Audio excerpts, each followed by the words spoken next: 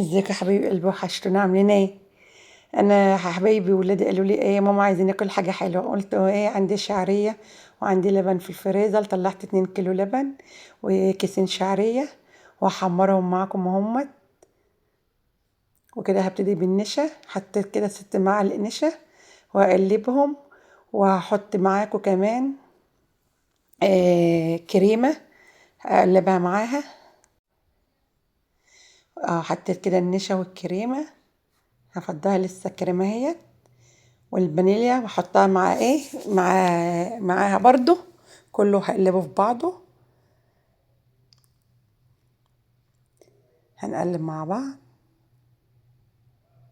هروح على اللبن، نحطه على اللبن دلوقتي.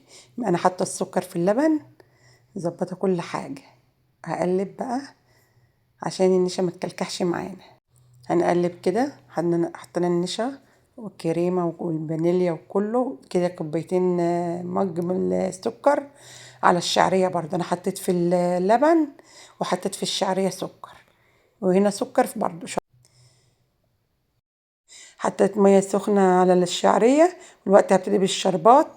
هاخد نص لبن، اعمله برضو نص احمر ونص ابيض. كده انا معايا جوزة الهند، حطيت عليها شويه شربات واقلبهم. ادي كده النص الاحمر ونص الابيض، ونفس ما حطيت تحت هحط فوق. تابعوا الفيديو معايا. انا حطيت كده من فوق نص، كده نص احمر ونص ابيض، وحطيت عليها الشعريه. ما شاء الله كده انا حطيت جوز الهند وبقطعها. ما شاء الله جميله جدا يا حبيب قلبي، ما شاء الله. اتفضلوا كلوا معانا يا حبيب قلبي.